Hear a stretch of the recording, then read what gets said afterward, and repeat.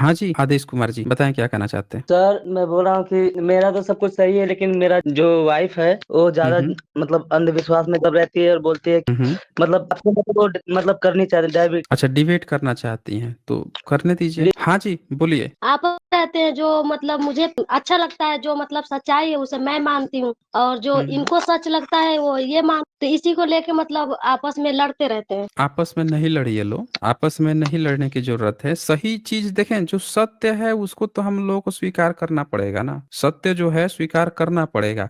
अच्छा, आप बताइए कि आपको किस चीज़ पर, हमारे किस कंटेंट पे दिक्कत आती है? आपको क्या लगता है कि क्या हम लोग गलत बताते हैं? तो सर मुझे दिक्कत कोई चीज से नहीं है ना, मैं ये हमारे हस्बैंड सुनते हैं आपका आपका हुँ, फैन हुँ। है, पर मैं नहीं, ये सब चीज पे मैं ध्यान नहीं देती, मैं कोई चीज पे ध्यान नहीं, जो हमारे पूर्वज जो मानते हैं, जो मानते चले आए हैं, जो मुझे सच्चा लगता है, जो मुझे मतलब मेरा दिल करता है वही मैं मानती हूँ। एक बात बताइए, एक सिंपल सी बात बताइए। छोटा सा बच्चा था, उसने अपने माता पिता को देखा कि उसके माता पिता जो है घर में दारू पीते थे। उसने अपने दादा को देखा कि वो भी दारू पीते थे। अब वो बच्चा जो है थोड़ा बड़ा हुआ, वो भी घर में दारू पीने लगा, तो उसको किसी दूसरे ने समझाया, उसके दोस्त ने, कि देखो दारू नहीं पीनी चाहिए, बहुत गंदी चीज है, ये खराब चीज है। तो उसने कहा कि अरे तुम होते कौन हो ऐसा बोलने वाले? मेरे पिताजी पीते हैं, मेरी माताजी पीती, मेरे दादा दादी पीते हैं, पीढ़ी दर पीढ़ी सब पीते आए हैं, हमने देखा है, हम तो पी रहे हैं, तुम होते कौन हो इसको समझाने वाले? अब वो सुन ही नहीं रहा है वो बच्चा। वो जो सजेशन दे रहा था दूसरा लड़का कि दारू नहीं पीनी चाहिए, तो वो क्या गलत बोल रहा था? बोलिए। नहीं, गलत तो नहीं बोल रहा था, वो तो सही ही बोल रहा था।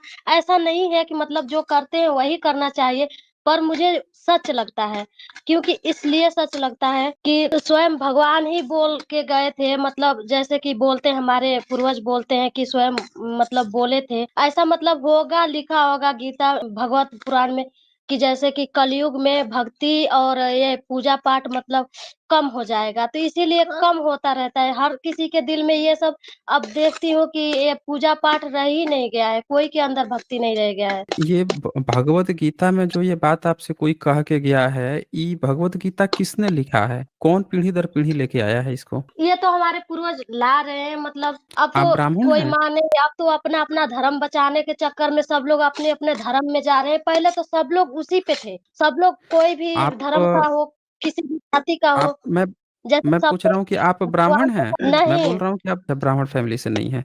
तो आपको एक बात पता है ना कि धर्म ग्रंथ में महिला को किसी भी धर्म को मानने की आजादी नहीं है। किसी भी महिला को धर्म मानने की हाँ, आजादी नहीं है, उनको इतनी छूट नहीं दी गई है।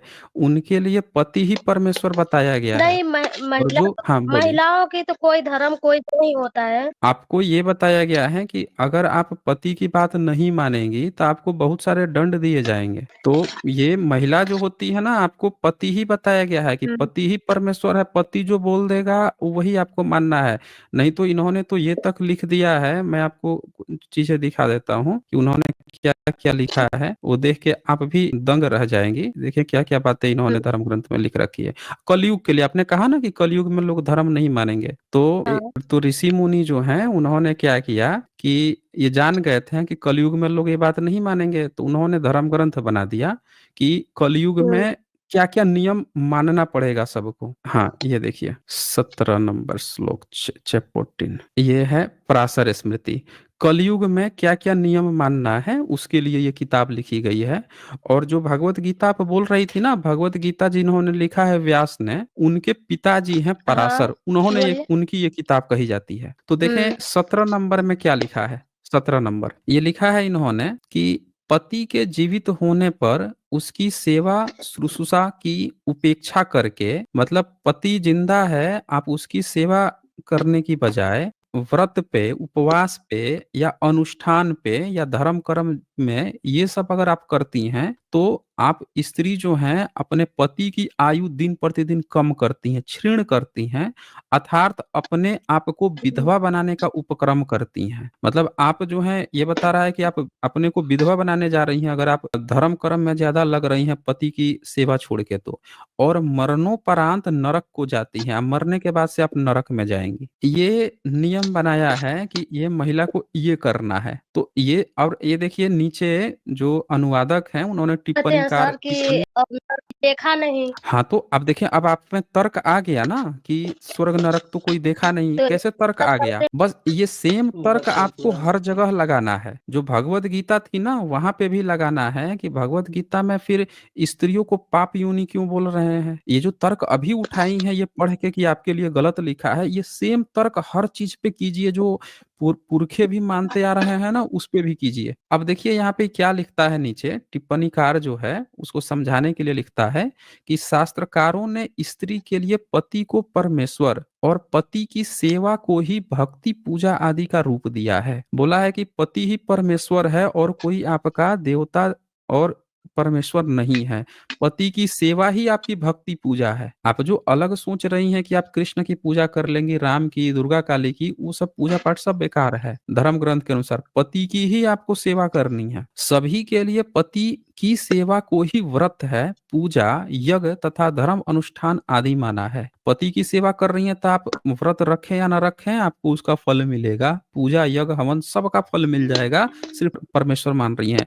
यह तो निश्चित ही है कि व्रत, उपवास आदि करने वाली स्त्री पति की सेवा के प्रति पूर्णतः समर्पित नहीं हो सकेगी। और ऋषि मुनि ने यह कहा है कि जो स्त्री धर्म कर्म में लग जाएगी, उपवास करेगी, व्रत करेगी, वो पति की तो सेवा ही नहीं कर पाएगी। तो इससे पति की सेवा में बाधा बनेगी। इसीलिए आगे उन्होंने लिख दिया है कि मरने के बाद से फिर वो नरक में जाएगी। समझ रहे हैं ना? तो आपका धर्म ग्रंथ आप नहीं पढ़ी हैं, इसीलिए आपको लगता है कि क्या लिखा है क्या नहीं लिखा है, लेकिन इसमें ये बातें लिखी हैं। इसके बाद से एक दूसरी किताब है मनु महाराज, उन्होंने भी यही लिखा है कि पति की अनुमति के बिना, 18वां श्लोक में, पति की अनुमति के बिना व्रत अनुष्ठान करने वाली स्त्री के धर्म कर्म आदि का पुण्य फल उसे न मिलकर राक्षसों को मिलता है। मतलब अगर आपके पति जो बात कह रहे हैं उनकी बात आप नहीं मानती हैं और आप अपने हिसाब से किसी दूसरे की बात मान के धर्म कर्म में लग जाती हैं, तो वो जितना भी उसका पुण्य फल मिलेगा वो सब राक्षस को जाएगा। ये लिखा हुआ है किताब में, आप पढ़ लीजिए। हिंदी पढ़ लेती है ना आप?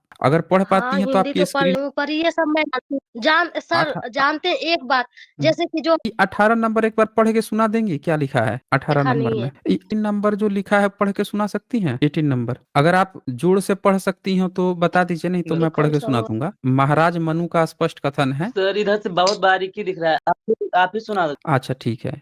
वही लिखा है कि मनु महाराज का स्पष्ट कथन है कि पति की अनुमति के बिना व्रत अनुष्ठान करने वाली स्त्री के धर्म कर्म आदि का पुण्य फल उसे न मिलकर राक्षसों को मिलता है। अर्थात स्त्री अपने धर्म कर्म से राक्षसों के अभ्युदय में सहायक बनती है। तो ये इसमें ये दिया हुआ है कि जो स्त्री धर्म कर्म ज्यादा करती है ना, पति की सेवा नहीं करती है, वो सारा फल जो है राक्षस को दे रही है। स्पष्ट है कि स्त्री को पति सेवा को ही महत्व देना चाहिए, पति सेवा को ही भक्ति पूजा मानकर संतुष्ट रहना चाहिए। एकदम क्लियर कट लिखा है कि किसी स्त्री को कोई पूजा पाठ का हक नहीं है। हिंदुइज्म में या ब्राह्मणिज्म में ऋषि मुनि साफ साफ कह के गए हैं, सिर्फ पति की सेवा करना है। तो आप अगर अपने को सोच रही हैं कि आप हिंदू धर्म मानती हैं और आप जो है धर्म कर्म कर रही हैं, दरअसल आप राक्षसों को अपना पुण्य फल दे रही हैं, पति को नहीं दे रही हैं। फिर और आप मरेंगी तो फिर आप नरक में जाएंगी, है ना? आपके धर्म ग्रंथ में पूजा पाठ है ही नहीं स्त्रियों के लिए, कहीं भी नहीं है। तो अब आप खुद सोचिए ना कि आप जो सोच रही हैं पूजा पाठ का, किसी भी आपके धर्म ग्रंथ में पूजा पाठ का हक नहीं है।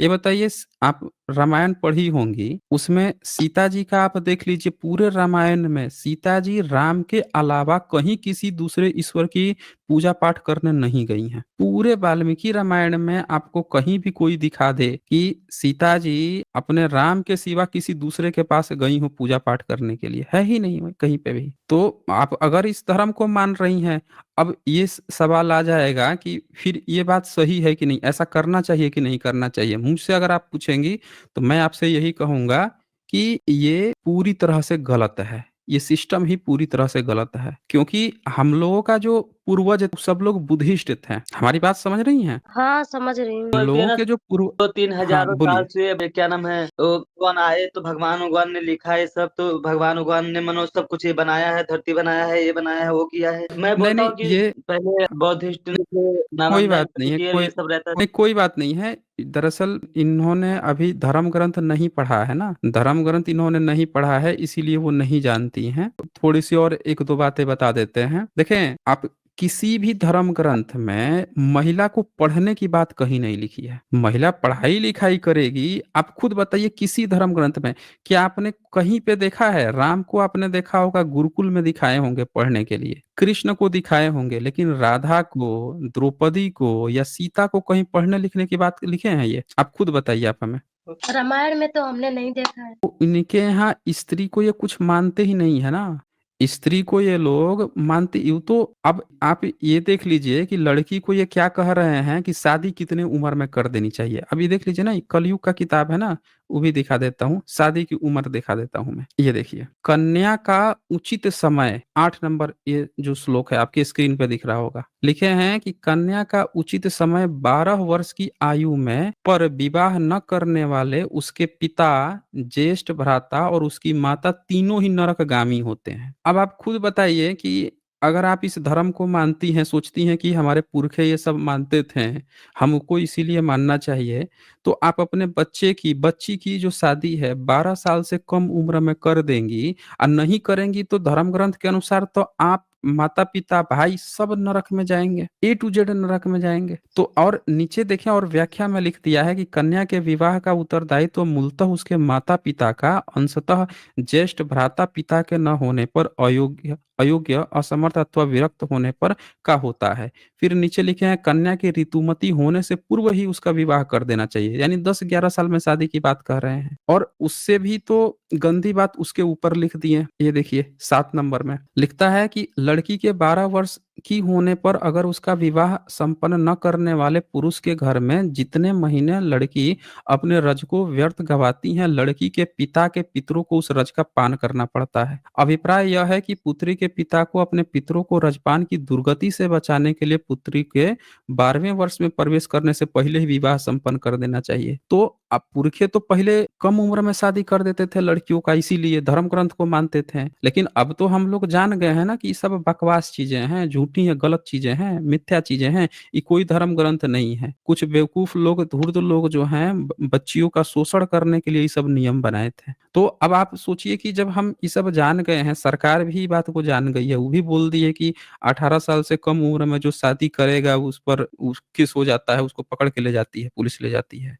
सरकार भी इस बात को, वो भी इस चीज को जान गई है कि ये गलत चीज है। पहले बच्चियों की कम उम्र में शादी हो जाती थी, मर जाती थी सब, उतनी कम उम्र में कमजोर रहती थी। तो इतनी इसमें गलत कितना गलत चीजें सच्चाई है लिखी कि हुई मतलब हैं। हाँ, अब फिर से ये बोलिए आप। किसने, पता है किसने, क्या प्रूफ है कि किसने लिखा है ये? अब मैं बता देता हूँ ये किताब किसने लिखा है। ये किताब, इस किताब का नाम है पराशर स्मृति। यहाँ देखिए पेज नंबर 95 था, ये चैप्टर 7 था। पहला पेज खोल के दिखा देता हूँ मैं, आपको पता चल जाएगा। कहीं से भी, किसी से भी आप मंगा सकती हैं। ये देखिए, ये पराशर स्मृति है। टीकाकार हैं doctor Ramchandra Verma Shastri, MA Hindi Sanskrit, PhD हैं, रीडर हिंदी, दिल्ली विश्वविद्यालय से सेवानिवृत्त हैं, दिल्ली विश्वविद्यालय से, दिल्ली यूनिवर्सिटी से हैं, पीएचडी हैं और एमए भी किए हैं, हिंदी संस्कृत से किए हुए हैं।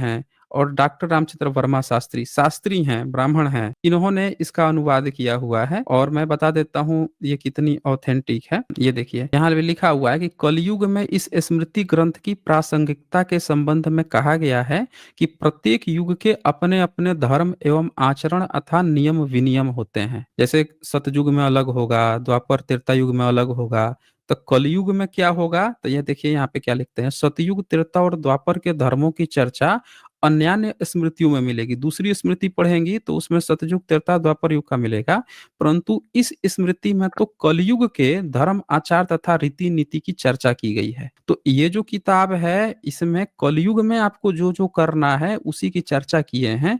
और पराशर जो है ना, वो भगवत गीता जो लिखा है व्यास, उसके पिताजी थे, तो उनके पिताजी का लिखा हुआ है, कलयुग के बारे में लिखा गया है, ये किताब है।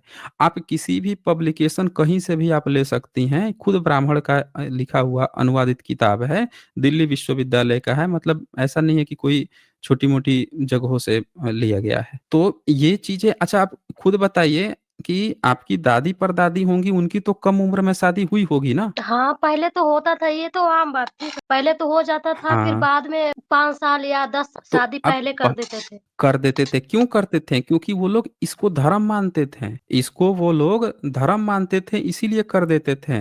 लेकिन बाबा साहब अंबेडकर का नाम सुनी है आपने? बाबा साहब अंबेडकर को आप एक बार पढ़िए। उन्होंने ये सारे नियम बना के महिलाओं को अधिकार दिया है। उन्होंने कहा कि कम उम्र में बच्चियों की शादी।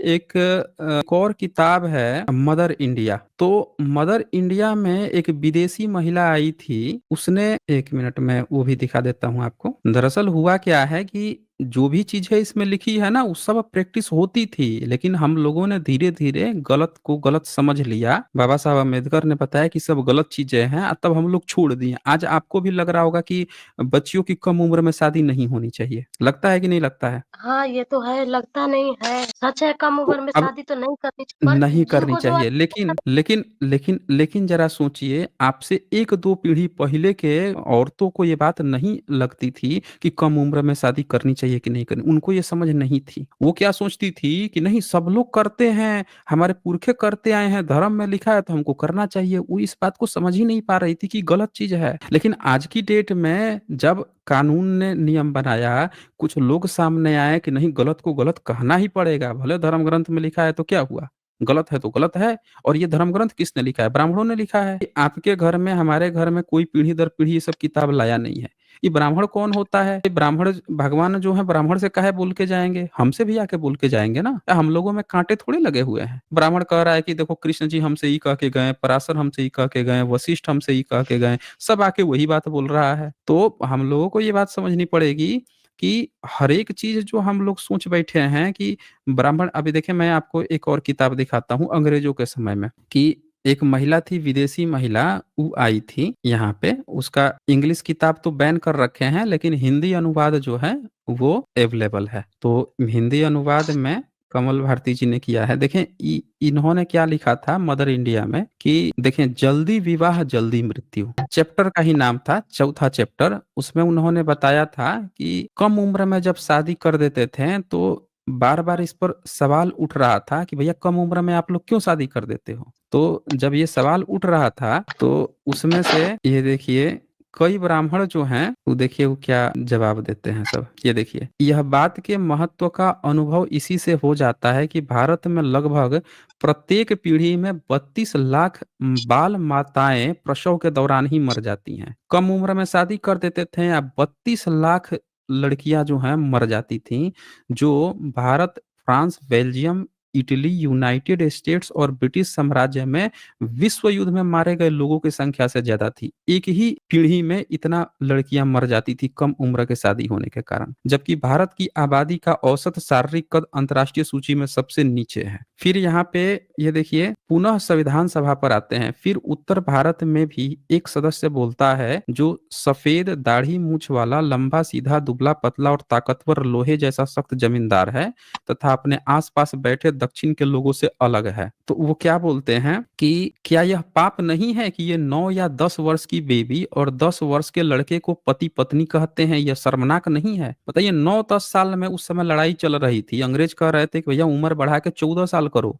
16 साल करो। और ये सब क्या कह रहे थे कि भाई, ये हमारा धर्म है, तुम लोग कौन होते हो ऐसे बोलने वाले? लड़ रहे थे ब्राह्मण, तो सीधे सीधे लड़ रहे थे। तो ये पूरा इसमें डिटेल्स लिखा हुआ, और भी बहुत सारी बातें लिखी हुई हैं। हम आपको सिर्फ ये बताना चाह रहे हैं कि कई ऐसी बातें थी जो आज से 50 साल पहले, 100 साल पहले लोग उस पर तर्क नहीं कर रहे थे। जैसे आज आप ईश्वर पे तर्क नहीं कर पा रही हैं। आप सोचती हैं कि आप जो सोच ली हो वही सही है, लेकिन आपसे भी एक दो पीढ़ी बाद आपके जो बच्चे आएंगे ना, बच्चियां होंगी, वो सोचेंगे कि अरे, हमारी माँ कैसी सोचती थी। जैसे आप सोचेंगे कि आज से आपकी दादी कैसी सोचती थी, उनकी कैसी थिंकिंग थी कि छोटी बच्ची की शादी हो जानी चाहिए। अच्छा, तो वो ये बात ठीक। बेहतर, हाँ एक बोलिए। सेकंड सर, कि हम्म। वो बात ठीक है, मैं मानती हूँ, आप बोले वो सच है, उसमें सच्चाई है 100%। लेकिन हम्म। कम उम्र में शादी होती थी, लेकिन ऐसा मतलब इस समय आप देख रहे हैं कि जितना गलत हो रहा है, इतना अत्याचार हम्म। हो रहा है, उतना नहीं था। बल्कि 12 साल की उम्र में शादी भले ही होता था,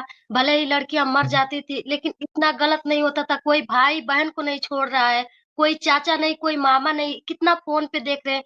सच बात है कि जयमाला डाल के शादी करवाते हैं, वो रिश्ते में क्या लगते हैं, क्या हो जाता है, कितना ये सब कितना बढ़ गया है आगे, बल्कि कुछ साल पहले ऐसा नहीं था। आदेश नहीं, आपको मैं बताना चाहूँगा कि ये सारी चीज़ें ना अब से ज़्यादा पहले थीं। अभी क्या हो रहा है कि आप देख इसलिए लीं कि साइंस एंड टेक्नोलॉजी ने आपको मोबाइल और इंटरनेट दे दिया है, उससे आपको वो चीज़ दिख गई। अब आपको लग गया कि वो गलत है।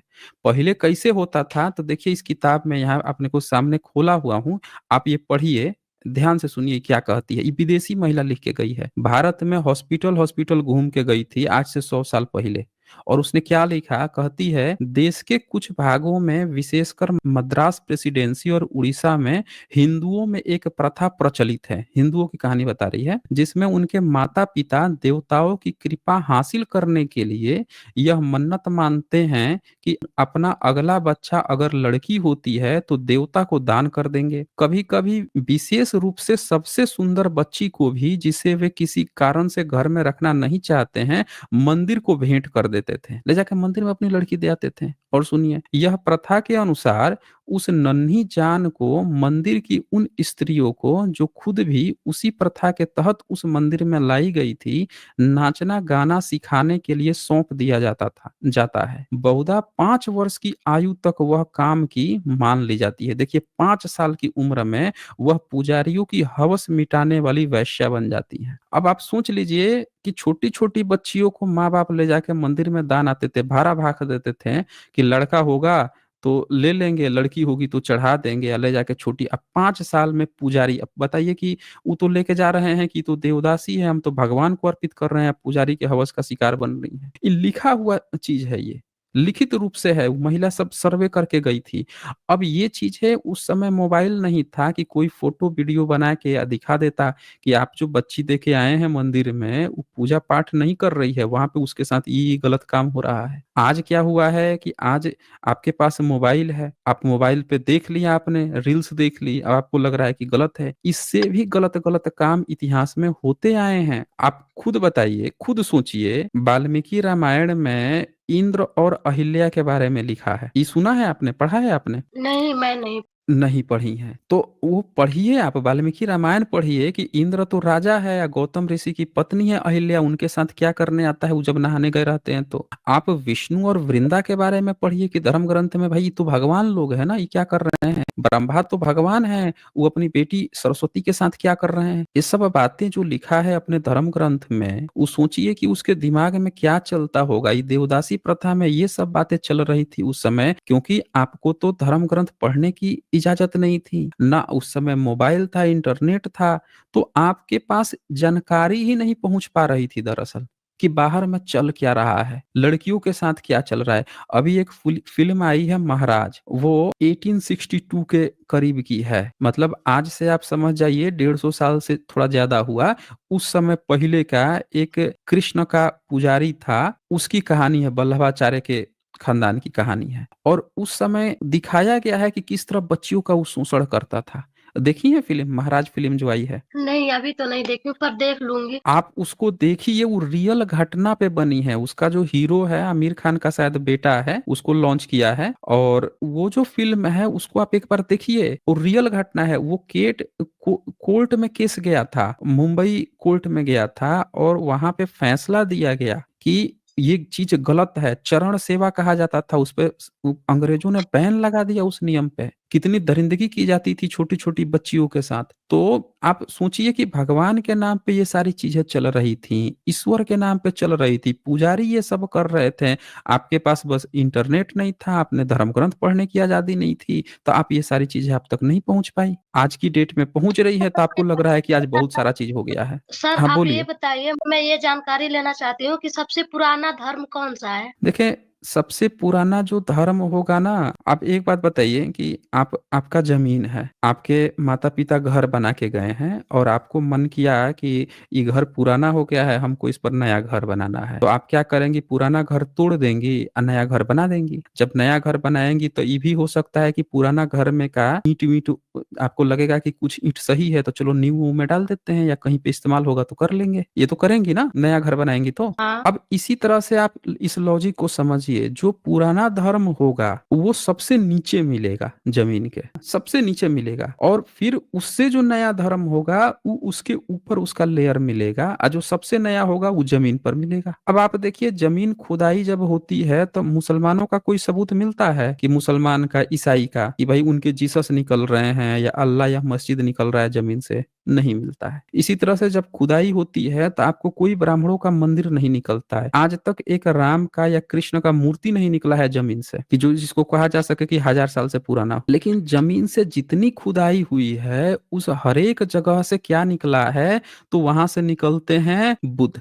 अब हम आपको ना एक किताब दिखाते हैं जो लिखा है। ये किताब जो है काफी फेमस किताब है और बहुत चर्चा में है, कि सिंधु घाटी सभ्यता जो है उनके लोगों का धर्म बौद्ध धर्म था। किताब का नाम है, और ये पेज नंबर 157 है। ये देखिए ये किताब क्या लिखा है, पढ़ सकती हैं? हाँ, बताइए क्या लिखा हुआ है। बौद्ध धर्म जो हिंदी उतना आती नहीं है मुझे। कोई बात नहीं है। मोहनजोदड़ो हड़प्पा नगरों का धर्म, ठीक हड़प्पा है, नगरों। का धर्म। अब सोचिए आप कि जो बौद्ध धर्म है, बुद्धिस्ट जो है, भारत का सबसे पुरानी सभ्यता जो है वो मोहनजोदड़ो और हड़प्पा माना जाता है, और वहां के लोगों का धर्म जो है बुद्ध धर्म था, बौद्ध धर्म था। तो नहीं, जमीन की धरती के कोने कोने में ऐसा बहुत से जगह है जो किसी धर्म को हम्म मतलब अपनाते हैं, जो अच्छा लगता है उस धर्म को मानते हैं। तो ये तो सच है कि हाँ, इनकी मूर्ति जगह जगह से निकलती है, पर ये कैसे हम्म। हम मान ले सबसे पुराना धर्म यही हो सकता है? देखें सबसे पुराना भारत में सभ्यता जो मिला है वो मोहनजोदड़ो और हड़प्पा का मिला है। भारत का सबसे पुरानी जो सभ्यता है वो यही मोहनजोदड़ो और हड़प्पा है। और यहाँ से जो सबूत मिले हैं, यहाँ पे कोई राम कृष्ण नहीं मिले हैं, यहाँ दुर्गा काली नहीं मिली हैं। यहाँ पे जो भी चीज मिला है वो पूर्व बुद्ध लोगों का मिला है। बुद्ध से पहले 27 और बुद्ध लोग थे, उनके सबूत मिले हैं। तो ये जो भारत का जो है ना, कि आप तो कोई, आज तो लोग मुस्लिम भी बन गए हैं, ईसाई भी बन गए हैं, वो भी मान रहे हैं, लेकिन भारत का जो सबसे प्राचीन सभ्यता है वो मोहनजोदड़ो और हड़प्पा है। और वहां के जो देशवासी थे, वहां के जो लोग थे, वो बुद्ध धर्म, पूर्व बुद्ध को मानते थे। तो इससे ये साबित होता है कि हम लोगों के सबसे जो पुराने पुरखे थे वो ऑलरेडी बुद्ध धर्म को मानते थे, पूर्व बुद्धों को मानते थे। तो हम लोगों का बाय डिफॉल्ट पूर्व बुद्ध होता है। अब आप किताब पढ़ेंगी ना, पूछेंगी कि ब्राह्मणों का वैदिक काल कब था, आपको वैदिक काल पढ़ाया गया होगा, तो वो क्या बताएंगे कि हम ना विदेश से आए हैं, बाहर से हम जो है यूरेशिया में रहते थे, आर्य उधर से आ गए हैं। अब वो कहानी भले ही उनकी झूठी है, लेकिन वो क्या मान रहे हैं कि वो लोग आए हैं, बाहर से आए हैं। आप बताइए कि बाहर से जो आएगा वो आपका धर्म हो जाएगा? आप बताइए, जो कोई बाहर से आएगा लेके, अब बाहर से मुस्लिम भी आए हैं, मुस्लिम आपका धर्म हो जाएगा, ईसाई भी आए हैं, ईसाई आपका धर्म हो जाएगा? आप इन सबको मान लेंगी? नहीं। बोलिए। तो इन्होंने तो यही कहा है ना कि विदेश से आए थे, उधर से आर्य बन के आए थे, आके यहाँ पे ऋग वैदिक काल, वैदिक काल स्थापित किए। और आप उनकी चीजों को जो कह रहे हैं कि हम इनको तो कान में शीशा पिघला के डाल देते थे वेद पढ़ने पे, उनको आप सोच रही हैं कि वो आपका धर्म हो जाएगा? उनके धर्म में आपको पूजा पाठ पे रोक लगी हुई है, पति की सेवा करनी है, आपको पाप योनि कहा जा रहा है, कोई अधिकार नहीं है। एक बुद्ध धर्म है जो आपको क्या कह रहा है, महिलाओं के अधिकार की बात कर रहा है, जो बोल रहा है कि महिलाओं में शक्ति होती है, जो महिला को प्रचार प्रसार के लिए, धर्म प्रचार प्रसार के लिए भेजता है। एक भी महिला का नाम बताइए आप अपने इतिहास में जो कोई हिंदू हो धर्म का प्रचार प्रसार की हो, एक भी महिला का नाम जो प्रचार प्रसार करने देश विदेश कहीं गई हो? आपको नाम याद है किसी महिला का नाम? नाम तो नहीं जानती सर, पर इतना तो जानते हो कि हाँ, हिंदू तो सब लोग बोलते हैं। कौन नहीं अपने मुंह से बोलता कि मैं हिंदू नहीं हूँ? सब लोग तो हिंदू बोलते हैं, सब लोग तो हिंदू पता नहीं कितना साल से अपने आप को मानते आ रहे हैं। तो हिंदू, मुस्लिम, हिंदू हम लोगों के किसी धर्म ग्रंथ में नाम नहीं है ना भाई। सबसे पुराना ग्रंथ ब्राह्मणों का वेद है, वेद में कहीं हिंदू शब्द नाम नहीं है। पुराण है, उनमें हिंदू नाम नहीं है। स्मृति है, उपनिषद है, उसमें कहीं हिंदू नाम नहीं है। तो हिंदू तो आप जिस धर्म को मान रही हो उसमें कहीं नाम ही नहीं है। और हिंदू किसने आपको कहा है, तो वो तो मैंने अभी किताब आपको ओपन करके दिखाई थी ना, कि ब्राह्मण खुद लिख रहा है कि हिंदू जो है मुसलमानों ने नाम दिया है। उन्होंने ये देखिए सत्यार्थ प्रकाश 1875 है, फिर से शेयर कर देता हूँ। इसमें तो इन्होंने लिखा है ना मूल शंकर त्रिवेदी ने कि जो मुसलमानों ने हिंदू नाम इनका रखा है सो मुसलमानों ने ईर्ष्या से रखा है, ईर्ष्या होती है इसीलिए हमारा नाम मुसलमान ने हिंदू रख दिया है। और हिंदू का अर्थ बता रहे हैं कि दुष्ट, नीच, कपटी, छली और गुलाम। ये बोल रहे हैं कि हिंदू का ये मतलब होता है। अब आप खुद बताइए कि आपका धर्म जो है मुस्लिम नाम रख रहा है, ब्राह्मण बता रहा है आज से 150 साल पहले। यानी 150 साल पहले कुछ लोग कह रहे थे कि चलो हिंदू कहते हैं, हिंदू कहते हैं, तो ब्राह्मण खुद आगे किताब लिख के बता रहा है कि नहीं, ये मुस्लिम हमको हिंदू कहते हैं, हम लोग हिंदू, हमारा धर्म का नाम नहीं है। तो आप आज की डेट में कोई अपने को हिंदू कह भी रहा है, वो आपका धर्म कैसे हो जाएगा? और आपको तो इस चीज से मतलब है ना कि सबसे पुराना हमारे पुरखे का क्या धर्म था। आपका जो सबसे पुराना है वही तो आपका धर्म होगा ना। आप अपने मुंह को त्यागिए, आप पहले डिसाइड कर लीजिए कि सबसे नया वाला आपका धर्म मानना है या सबसे पुराना वाला आपका धर्म मानना है। सोचिए, बोलिए। ये सब चीजें मैं ज्यादा पढ़ी नहीं हूँ, जैसे कि ये भगवत हुआ, ये रामायण हुआ, ये सब मैं इतना गौर नहीं करती हूँ। पर जो मैं जानती हूँ, जो मुझे मतलब समझ में आता है, उसी पे मैं गौर करती हूँ। रामायण जो है आपने नहीं पढ़ा है तो इसलिए नहीं पढ़ा है कि रामायण की जो सीता है ना, उनको खुद पढ़ने की रामायण में इजाजत नहीं है। आप कहाँ से पढ़ पाएंगी रामायण को? समझ रही हैं? रामायण जो हम्म। है, रामायण में सीता को कहीं नहीं दिखाया गया कि सीता कहीं पढ़ाई लिखाई। उनकी उम्र दिखाई गई है 6 साल, दिखाई गई है कि 6 साल में उनकी शादी हो जाती है राम से। और राम जो है 13 साल के रहते हैं। अब राम को दिखाया गया है कि राम जाते हैं विश्वामित्र के साथ जंगल में घूमते हुए, राक्षसों को मारते हुए। हाँ बोलिए। मैं ये जानना चाहती हूँ कि जैसे कि आप बोल रहे हैं कि कितने साल के आप बताएं सीता को? 6 साल। 6 साल। 6 साल। हाँ, आप बताएं कि जैसे कि 6 साल की सीता की उम्र में शादी हो गई, तो हर चीज में एक ही नहीं लिखा रहता है, किसी में मतलब कुछ और लिखा रहता है, कोई रामायण में कुछ और लिखा रहता है, तो किस पे गौर करें, किसको सच मानेंगे हम? आप जो है ना, जो किताब है ना, इनकी जो किताब है उसको आप सही मानिए। जो इन्होंने अपनी किताब में लिख रखा है, हम लोगों को किसी दूसरे की वो नहीं मानना है कि कहीं और। आप क्या कीजिए, इनकी ऑथेंटिक जो किताब है, जो जैसे गीता प्रेस गोरखपुर से जो छपी हुई है, उसको आप मानिए। इधर उधर से दूसरे किसी से मानिएगा तो आप कंफ्यूज हो जाइएगा। तो हम आपको वो जो आप बोली है ना, अगर आप रेगुलर यहाँ पे देख रही होती तो आपको वो पता होता। लेकिन हम आपको वो भी किताब खोल के दिखा देते हैं कि उसमें कहाँ पे ये लिखा हुआ है। ये दरअसल जब सीता रावण की बात चल रही होती है, रावण सीता में जब बात चल रही थी, वहीं पे ये प्रसंग आता है। तो मैं उसको निकालने की कोशिश करता हूँ। और वहीं पे क्या होता है कि सीता से बात चल रही होती है रावण की, अब वहीं पे ही बात कहता है। वाल्मीकि रामायण, रुकिए मैं ओपन करने की कोशिश करता हूँ। ये रहा वाल्मीकि रामायण, इसमें आपको मिल जाएगा। अब वहां पे देखिए, मैं बता देता हूँ चल क्या रहा होता है। जब ये रावण बोलता है, अपहरण करने आया होता है, तो उसको कहती है बैठने के लिए। अब उसी में वो बातचीत कर रहा होता है, तो बातचीत कर रहा होता है तो उसी में वो पूछता है, उसी में अपनी सारी बातें बताती हैं। कब इनकी शादी हुई, कब वो कहाँ से यहाँ पे आई, क्यों आई, पर इसको सर, बता। ये रामायण में तो ऐसा नहीं लिखा है।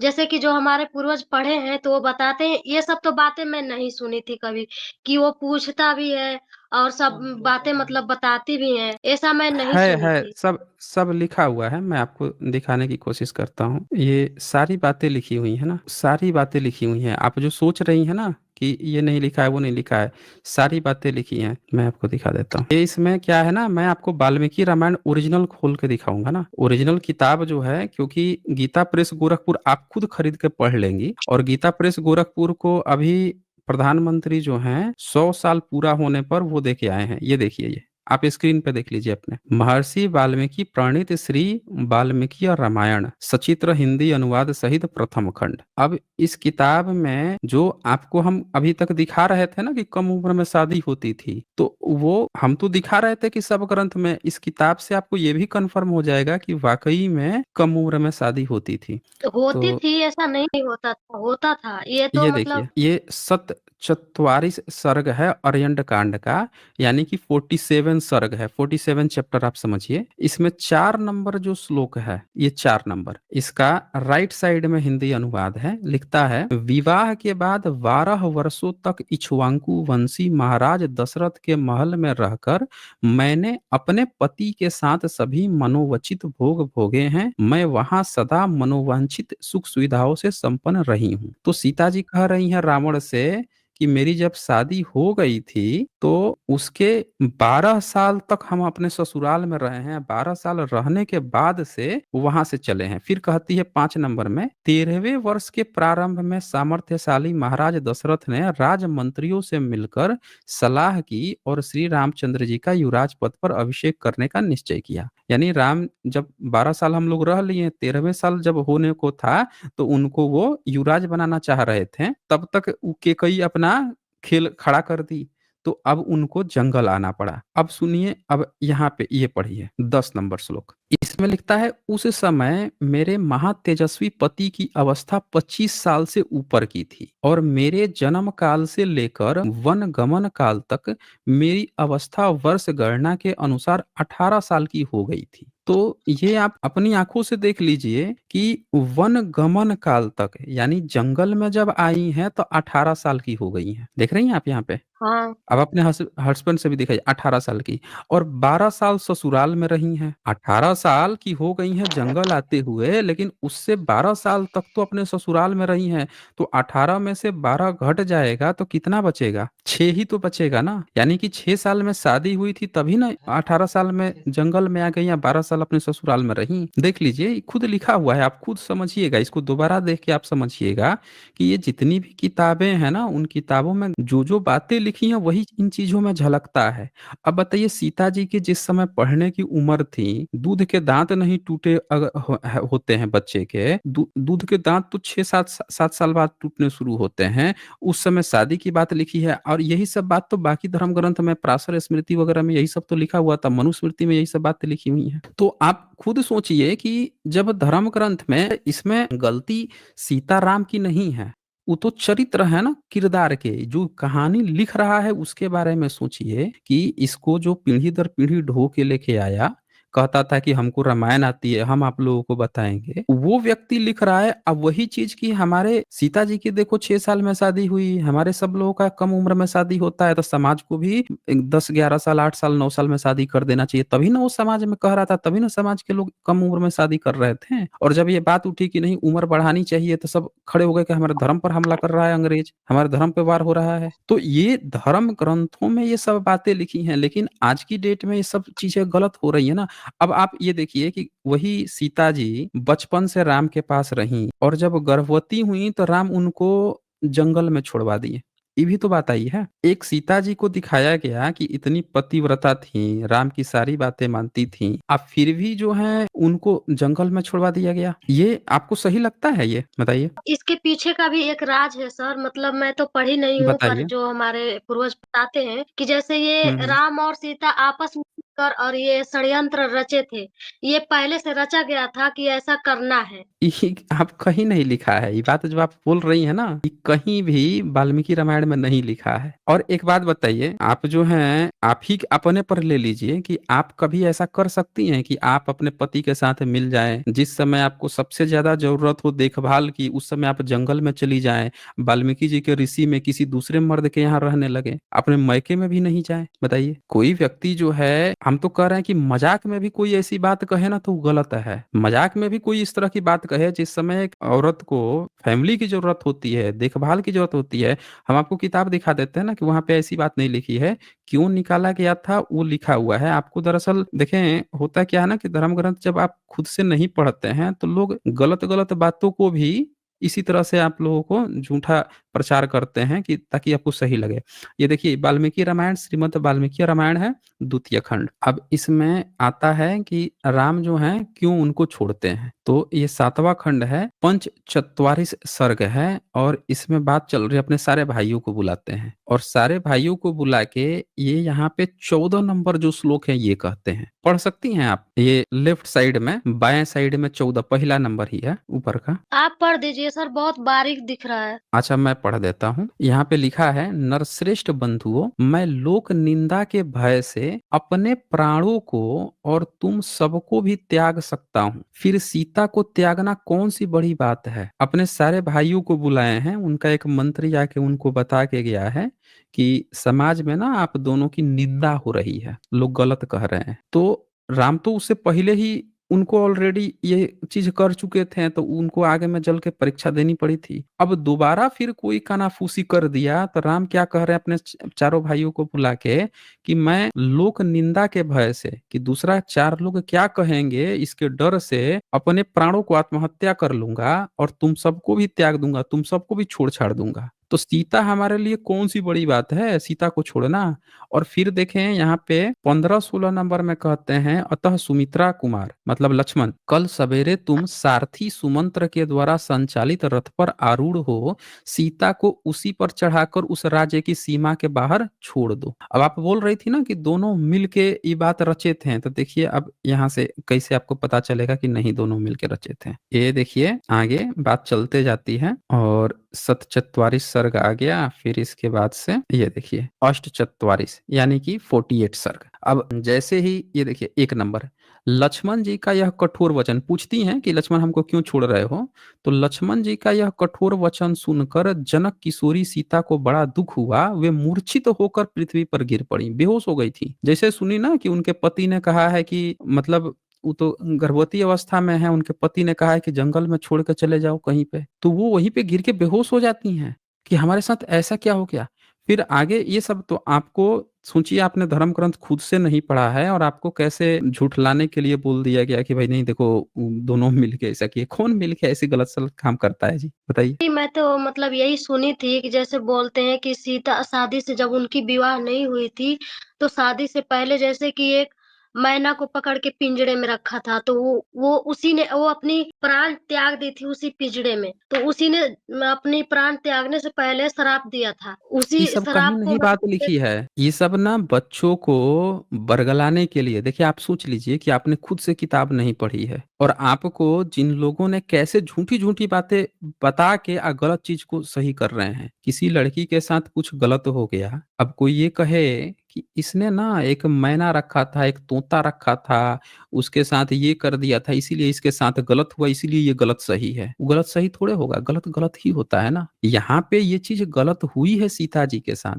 अब इसको कोई चाहे लाख कितना भी कह दे कि तोता रखी थी मैना रखी थी, उससे कहाँ सही होगा जी। आप बचपन में कोनो कोई पंछी है, कोई आपके हाथ से पैर से कुचल के कोई चींटी मर गया, कोई टिड्डा मर गया, आपने गलती से कुछ चला के फेंका, किसी पंछी को लग गया मर गया, और कोई कहे कि आप गर्भवती थी आपके पति ने आपको घर से इसीलिए निकाल दिया, तो वो एकदम सही है, वो सही हो जाएगा कि गलत गलत ही रहेगा, बताइए आप हमें। अब ये तो मतलब मुझे क्या पता, मैं तो यही जो मतलब पढ़े हैं, जो बताते हैं मुझे तो वो मैं जानती हूँ, मैं तो खुद पढ़ी नहीं हूँ। पर ये मतलब इतना हम्म। जानते हो पढ़ते हैं ना रामायण, तो हमारे पूर्वज लोग बोलते हैं कि जैसे कि जो रामायण है जो सारी बातें सच लिखा है, तो वो सबको नहीं हम्म। मिलता है कि ये जो किताब अलग से लिखा गया है, जैसे अपने कमाने खाने के चक्कर में पैसा कमाने के चक्कर में किताबें लिखे हैं बेचने के लिए, तो वो रामायण बना-बना के अपने से वो जैसे कि लिखे हैं, तो वो उसमें सही थोड़ी ना बातें रहेंगी। अब आप खुद ये सोचिए कि आपके घर में किसी को संस्कृत आती है, बताइए। हमारे पापा को आपके पापा को संस्कृत आती है, और हमको संस्कृत पढ़ने का हक कब से मिला है भारत में। आपको पता है कि महिला कौन सी पहली महिला है जिनको बहुजन समाज से जिनको पढ़ने का हक मिला था, जिन्होंने स्कूल खोल दिया था।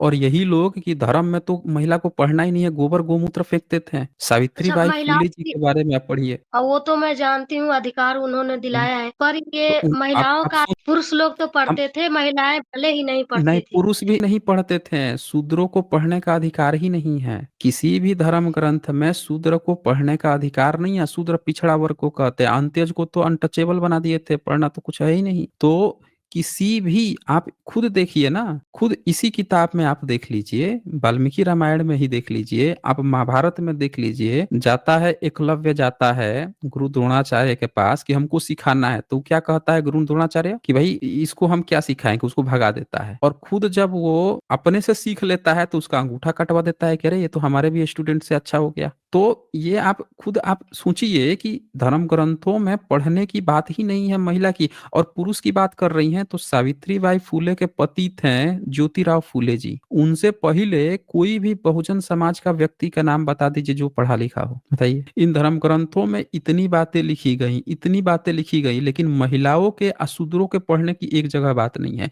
इसी किताब में शंभू की हत्या हो जाती है। शंभू की हत्या उसकी जाति पूछते हैं, जाति पूछ के कहते हैं कि शूद्र को तो हक ही नहीं है। वो भी मैं आपको दिखा देता हूँ ना। कहते हैं कि शूद्र को तो राम राज्य में पढ़ने लिखने का, तपस्या करने का ही हक नहीं है। अब सोचिए कि आप कह रही हैं कि पुरुषों को पढ़ने का हक था, है ही नहीं। वो भी लगे हाथ देख लीजिए, जब सारा रेफरेंस आप देख लेंगी तो आपको खुद क्लियर हो जाएगा कि धर्म ग्रंथ न पढ़ने के कारण आपको कोई भी कुछ गलत सलत धर्म ग्रंथ के नाम पे बता दे रहा है और आपको लगता है कि सब चीज सही है। ये देखिए, ये देखिए श्रीमद् वाल्मीकि रामायण किताब। अब इस किताब को अगर हम आते हैं 73 सर्ग में, तो एक ब्राह्मण का बच्चा मर गया है। तो उसका ब्राह्मण बताते हैं कि बच्चा इसीलिए मर गया है क्योंकि कोई शूद्र जो है तपस्या कर रहा है। तो राम उसको खोजने जाते हैं कि भैया ये कौन सा शूद्र है जो तपस्या कर रहा है जिसके कारण से ही मर गया है। ये देखिए 20 नंबर श्लोक है और 21 नंबर श्लोक है। 20 नंबर में कहता है, तथापि त्रेता युग में, राम को कहा गया त्रेता युग में थे, जो ब्राह्मण और क्षत्रिय हैं वे ही सब तपस्या करते हैं, अन्य वर्ण के लोग सेवा काम किया करते हैं। मतलब ब्राह्मण और क्षत्रिय तो तपस्या कर लेगा, लेकिन अन्य वर्ण के जो लोग हैं जैसे वैश्य हो गए, शूद्र हो गए, उनको सेवा करना है, उनको तपस्या करने का हक नहीं है। पढ़ाई लिखाई की तो बातें नहीं चल रही है। 21 नंबर देखिए, उन चारों वर्णों में से वैश्य और शूद्र को सेवा रूपी उत्कृष्ट धर्म स्वधर्म के रूप में प्राप्त हुआ है। वैश्य कृषि आदि के द्वारा ब्राह्मण आदि की सेवा करने लगे और शूद्र सब वर्णों की, तीनों वर्णों के लोगों की विशेष रूप से पूजा आदर सत्कार करने लगे। अब बताइए कि ये किताब जो है ब्राह्मण लिख रहा है, ईश्वर सारी अपनी बातें ब्राह्मणों को बता रहा है और ईश्वर कभी भी वैश्य और शूद्र को नहीं आ रहा बताने के लिए। अरे वो बताता ना कि तुम्हें क्या करना है और इनका काम सेवा करना है।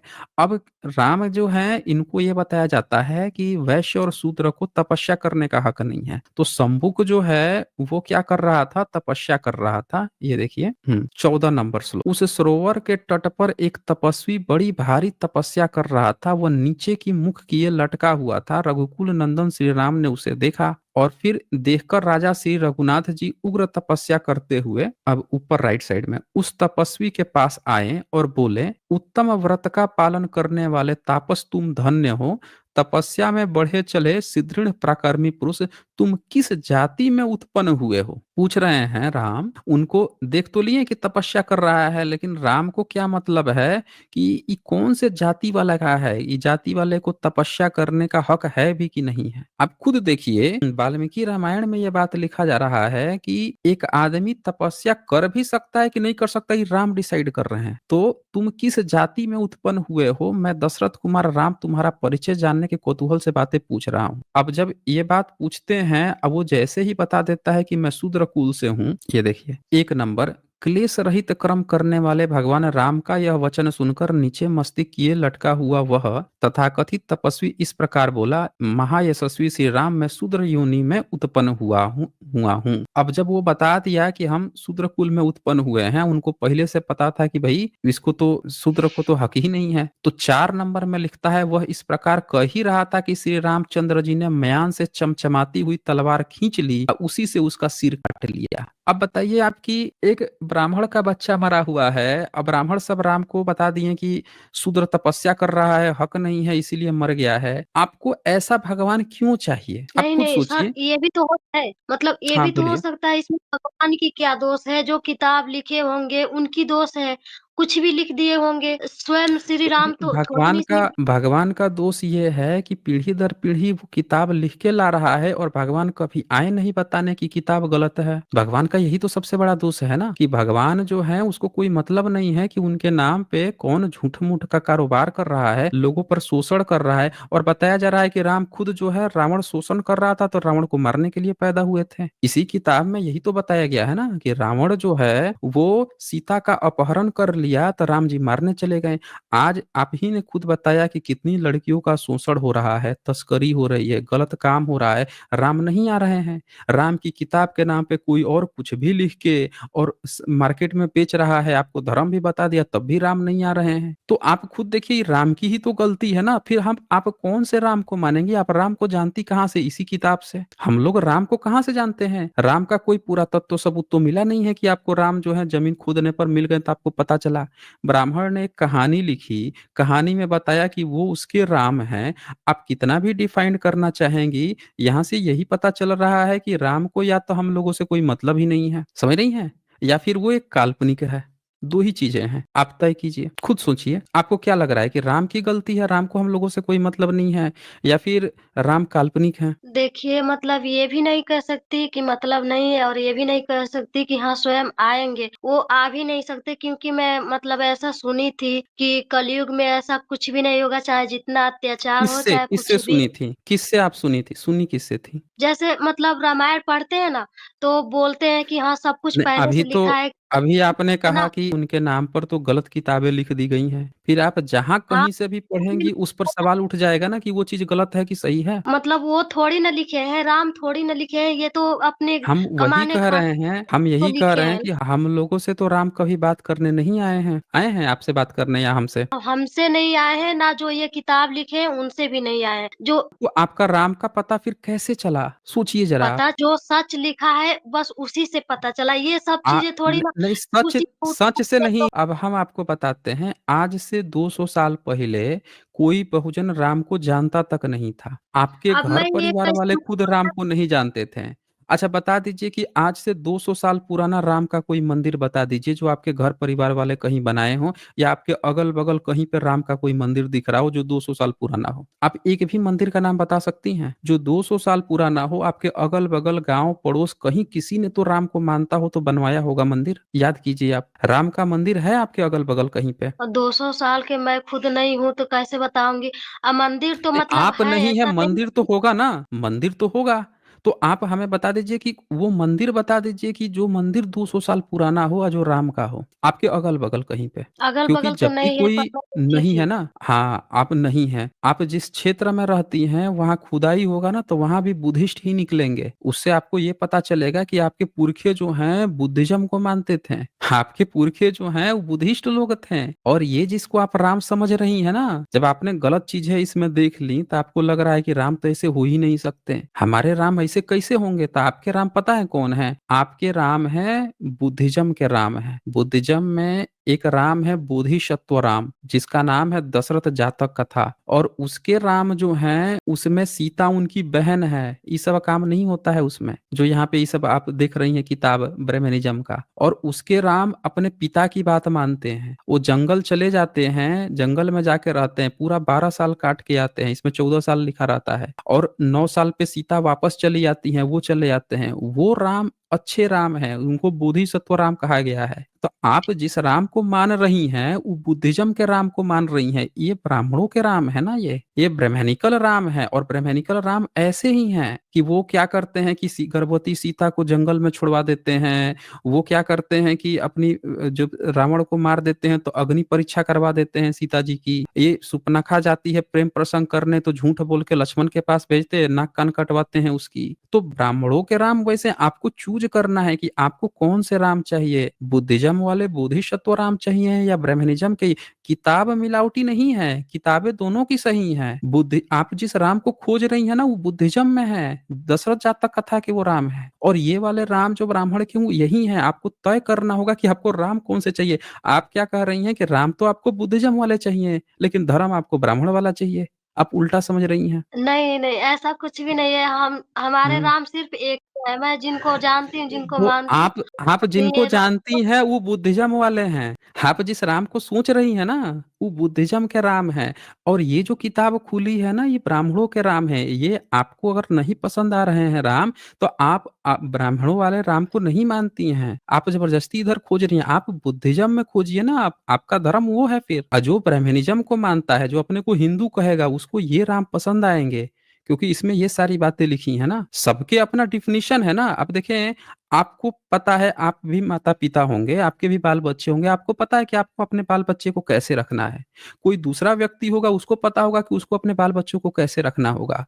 तो उसी तरह से भारत में बुद्ध धर्म है, उनमें दशरथ जातक कथाएँ होती हैं, उनको पता है कि उनके राम कैसे हैं। और ये वाले जो राम है, ये ब्राह्मणिज़्म के राम हैं, उनको पता है कि हमारे राम को हमको कैसे रखना है, कैसे दिखाना है, हमारा धर्म क्या कहता है। तो आपको चूज़ करना पड़ेगा कि आप कौन से राम को मानती हैं। समझ रही हैं? आप सोच रही हैं कि आप तो पसंद करेंगी बुद्धिज़्म के राम को, और आप क्या करेंगी, मानेंगी ब्राह्मण संप्रदाय को। आप कन्फ्यूज़ हो गई हैं दरअसल।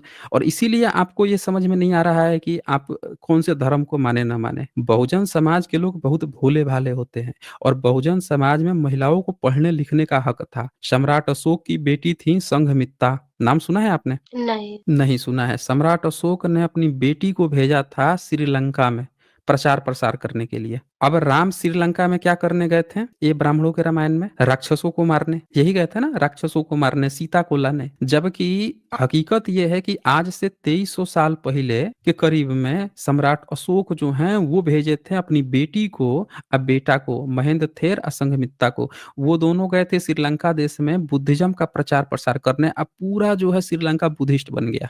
तब से लेके आज तक बुद्धिस्ट है। वो लोग रावण-वावण को नहीं जानते, राम-वाम को नहीं जानते। वो लोग किसको जानते हैं? महेंद्र थेर को जानते हैं कि भैया ये तो सम्राट अशोक के बेटे थे। बुद्ध को जानते हैं श्रीलंका के लोग। तो आप इस चीज़ को समझिए, इस हकीकत को समझिए कि ब्राह्मणिकल सिस्टम भी लंका की बात कर रहा है, लेकिन वहाँ पे हत्या-मार की बात कर रहा है, और वहीं पे वहाँ के लोगों का हृदय परिवर्तन नहीं कर पा रहा है। जबकि वही हकीकत बात ये है कि एक लड़की या एक लड़का जो है, पूरे श्रीलंका के लोग जो वहाँ रहते थे, उनका हृदय परिवर्तन कर दिया। लोगों के मन में इस बात को समझ में आ गया कि उससे भी बड़ी बात कि एक लड़की गई प्रचार-प्रसार करने के लिए, जबकि आपका जो ब्राह्मणिज़्म है, उसमें कोई लड़की प्रचार-प्रसार करने के लिए कहीं दूर नहीं गई है। समुद्र पार नहीं करना मना है इनके यहाँ। समुद्र पार नहीं करना है। आप सारा चीज़ देखिए। मैं तो आपसे यही कहूँगा कि आप ना मेरी वीडियो को देखिए एक बार, समय आप लीजिए। आप धर्म मानती है, धर्म गलत बात नहीं होती है। आप राम को मानती है, वो भी गलत बात नहीं है। लेकिन आप जिस राम को मानती हैं, वो असल में कहाँ पे हैं, उसको आप जानिए, समझिए। समझ रहे ना? तो ओके आप सर। रेगुलर देखिए, आपको हकीकत पता चल जाएगी। बहुत कुछ है जो आपसे नहीं बताया गया है और जो इतिहास में छुपा हुआ है। ठीक है फिर, ओके? ओके। आप रेगुलर देखते रहें, आपको ज़रूर ही आगे समझ में आएगा।